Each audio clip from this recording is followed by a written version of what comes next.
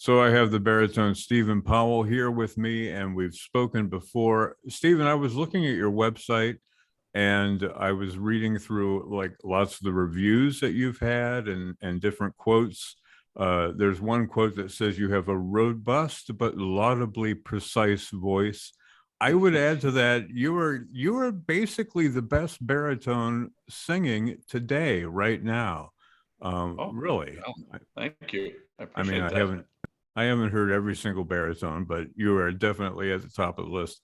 And my opinion of you has exploded in listening to this latest album called Archetype, because there's such a variety of music on here, yet it all fits sort of a singular mold. Can you talk a little bit about the title Archetype and the what you say is a autobiographical sense of the programming on this album? Sure, sure.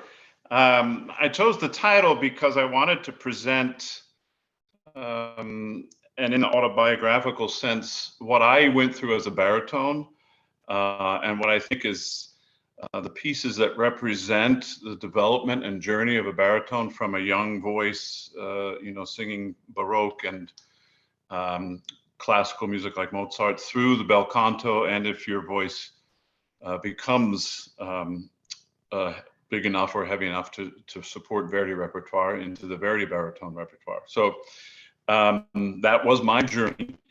And I use the word archetype as to define something that's typical and perhaps a platform or a template for how baritones should or could begin their technical work, to go through pieces in the right order and in the right weight as they age and their voice matures, to do things in a way that technically supports healthy singing.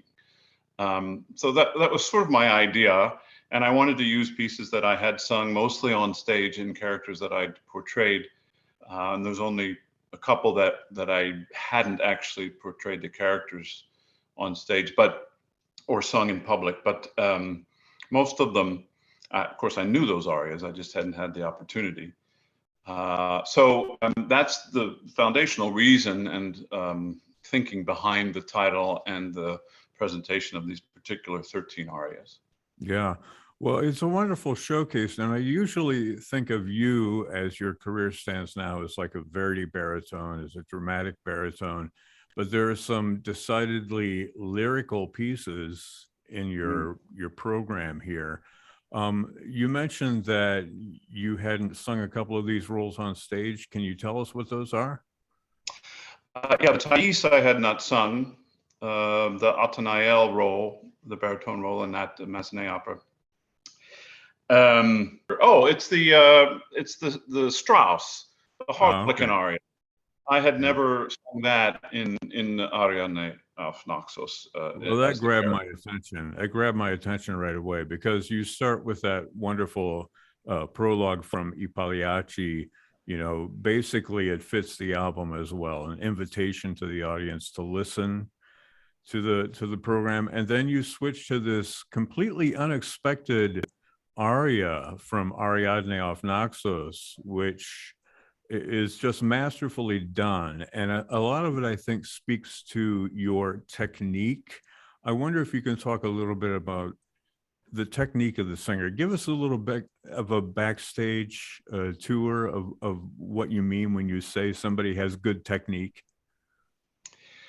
Good question. And as a singer yourself, that's kind of the whole ball game. Trying to first of all figure out what that is for yourself, maintain it as you go through your life with all the other aspects of family and traveling that can have an impact on your body and your technique as a result. Technique for me is the solidity of the production of sound, the way you use your body in a sense that's so secure, and you've worked so hard to do the same thing every time, regardless of what style you're singing, that you have the capacity physically and vocally to to still sing different styles, but you have the knowledge and an ability to apply those styles, still using the same technique that for which how you produce the sound. So, for instance, the Powell is a very heavy, much more variety baritone type of role. So my approach to that would be full-bodied and, you know, not different technically, but different emotionally and different intellectually, so that I would approach the text and the way you shape the phrases with perhaps a little bit more full-bodied sound, but I wouldn't change the way I produce the sound or technically how I breathe. In the approach to the Strauss, there's a little bit more of a lyrical element, and it's not quite as heavy because it's more of a lyric baritone role. And so the approach would be to back off slightly with the full body sound, but still maintain the same way that I breathe and support. So it's really an application of style when you get down to it. And I remember when I was starting out that people would check their technique who into heavier repertoire, Verdi and Wagner, by seeing if they could still sing Largo. Because it was like a touch tone to see if they were still doing things right, if they hadn't started pushing or gripping or using the mechanism here in a way to help the sound rather than freeing it up and still supporting using the core and of your body. So for me, it was challenging for that very reason to say, well, can I still sing Largo like I did 20 years ago? And I had to work at it because that's a different approach. You know, it's a more lyrical sound, and it's really high, the tessitura. So, and it's long. So I really had to spend time getting back into my body, the approach to those notes and to the tessitura, because it is different when you're singing Verdi. It's a different tessitura and a different weight. So I had to regain some of the knowledge of not taking too much weight up into the more lyrical pieces like Largo and the Strauss, and recapture the way that I used to be able to handle that tessitura, which was a technical journey for me. So I had to, you know, it wasn't easy. I had to really work at it, and it was terrifying, frankly, to try to sing that again and think that I was going to record it. I think, what am I doing? I must be out of my mind, you know. So I don't know if that answers your question, but it's really a regaining of understanding how to apply the same technique to different styles. Yeah. Well, you mentioned Largo. We should say that everybody will recognize that aria because it's got that famous Figaro, Figaro, Figaro in it, you know, in the middle. So that's something you sang toward the beginning of your career. What is the most recently performed of these that are in your repertoire right now, of these arias? Probably the Parisiamo from Rigoletto. I just sang that this past fall in Colorado. Yeah. And also, actually, the most recent was with Pacific Symphony in April of this year. So the Rigoletto Parisiamo is probably the piece that's on the recording that I've sung most recently. Yeah. And would you say that Largo is one of the most remote as far as looking at your career, or would there be something else on the list? The last time I sang that was 2008. So what's that? 15 years. So. Yes, other than the two I've never sung for, that's the most remote. Yeah. Powell I've sung a lot. Trovatore, it was about 5-6 years ago. And the Carmina I've done a lot. Almost every year I've sung Carmina. So yeah.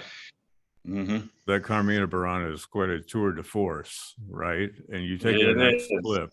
Yeah. Yeah, I'm struck by you mentioned style, and I'm struck by the difference in all the styles of this music. And the one aria that I hadn't heard before was the Starbuck aria from Moby Dick. I'd heard the opera. I mean, it was a big deal at the time, Moby Dick by Jake Heggie. But that is such a beautiful lyric aria. I wonder if you can talk about a little bit about that and doing music that may not be so much in the popular repertoire, you know, in the operatic canon, as it were? Yeah, I should say that's another role that I haven't done on stage. Sorry, so there's three pieces on the album that I haven't done on stage. So this piece I chose because I wanted to represent contemporary opera as well as English, which is most of the contemporary operas being written now, and also that it was an American composer and an American story.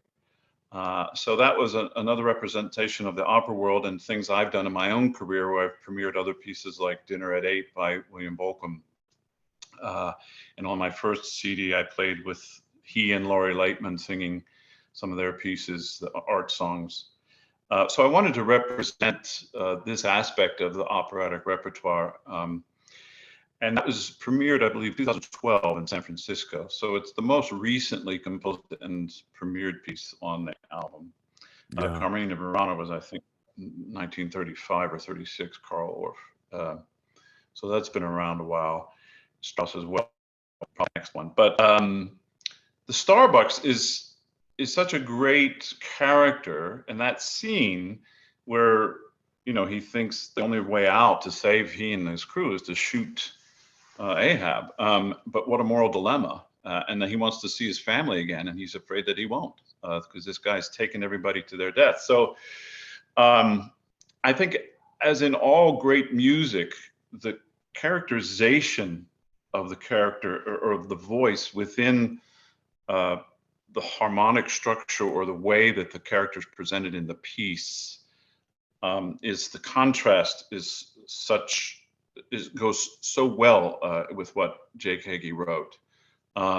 His character is such a lyrical, beautiful, long phrased piece, and his what he's saying is so full of angst and soul crushing decision that he's coming up with. So the juxtaposition, it's like Scarpia in Tosca. He's such an evil character, but he has the most beautiful lines and music that, you know, it's genius that Verdi juxtaposed that character with these beautiful lines. So I don't think Starbucks is quite like Scarpia, but the situation, you'd think it would be more agitated and fraught with angular types of harmonic progressions, but it's just this gorgeous, beautiful lyrical piece that I think that's what gives it even more power and more draws you in more because of that kind of a setting. So I think it's a brilliant piece. I'd never sung it before, even in recital.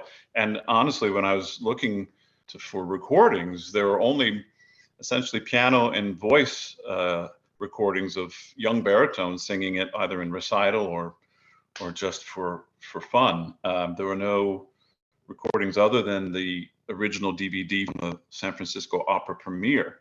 So no one had ever recorded it with orchestra before. So that was also something that was titillating to me. And I asked Jake if he would mind if I did it, and he was wholeheartedly behind the project, which I really appreciate. That's great. Well, you could have played the piano arrangement yourself, you know, like you did with your last album. Yeah, but you know, it's not the same. It's not the same. I was interested in your attention to these newer works, because your previous CDs, you know, one of them, the American album, was all about new works and living composers and all of that, and you've done some wonderful art song recordings. So it was great to hear this particular soliloquy, because I hadn't heard it before, and to have it in the orchestral version. Can you talk a little bit about, you mentioned that some of these arias were hard for you to sort of get back into the swing, as it were. How much time did you spend creating this album and recording it? So we decided to do the project in May of 22. I think that's correct. I had been thinking about it for quite a lot longer than that, years really, the idea of it. But bringing it to fruition and finding the right production company, picking the orchestra and the city and the conductor and all these other aspects of creating a recording, I'd been thinking about probably 6 months prior to that. So fall of 21. And then I approached Lexicon Classics in May of 22. We agreed in June of 22. And then from that point on, We had picked the repertoire pretty much by then. Stephen White is a good friend of mine, a colleague who I've sung with many times. I felt he would be the best person for this project because we've worked together, and he has a lot of the music and scores parts himself. And he's passionate, and I knew he would give a lot of time and effort, which he did, extraordinary amount of time and effort outside of the recording studio to make this come to fruition. So it'd been about a year or more in the making before we released this past June. The recording itself took place in January of this year, 3 days in Nashville, using studio musicians from the city who were fantastic players, who had some still members of the Symphony in Nashville, but others who had been members of the orchestra and other orchestras in the past, but they were now mostly studio musicians who were recording film music, video game music, whatever came through Nashville in that studio and in that world. It's a big town for that type of playing. So they were really great sight readers. They were, of course, all classically trained, so they caught on quickly. We didn't have much time. We had basically an hour and a half for each piece for the orchestra to get together, most of whom were sight reading, and then put it down, which means I had to be really, really prepared to know what I was doing, because we didn't have much time. So that's the genesis. And then, of course, since January, we've been editing and mixing and finally mastering for the time to release this past June 30. Yeah. Well, if people want to get the album, they can go to, well, your website for one thing, because I know you autograph CDs for folks that order through your website.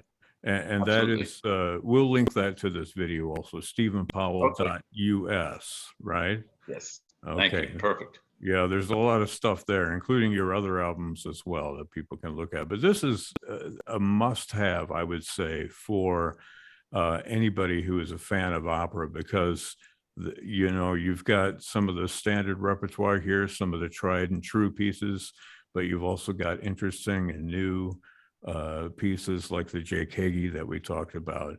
And you even sing Donizetti on here. That's another opera that I'm not very familiar with.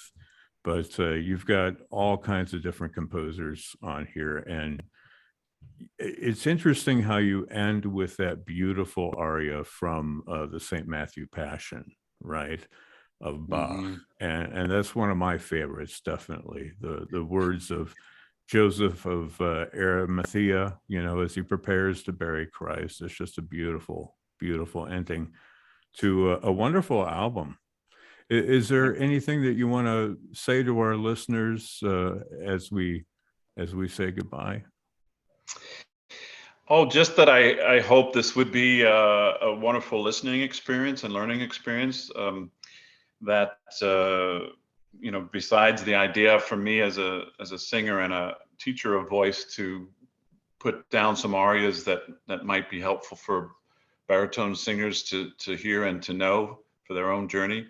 I would hope that the listening pleasure would present to the listener a beautiful array of pieces and styles, and just the idea that some of these were the greatest pieces ever written for oratorio and opera, and that the juxtaposition of the styles would be something that would be fun, that you didn't really know what was coming. And that's maybe a little different than a lot of albums. So I'm hoping that will just be a different kind of listening experience for everyone. Well, thank you so much. Thanks for making the time to talk about it. Thanks for the music. It's great. I'm going to go back and listen to a few tracks that I didn't get to before we talked, but really appreciate your time. Stephen Powell. Well, thank you, Brad. I appreciate the time to talk. Thanks so much.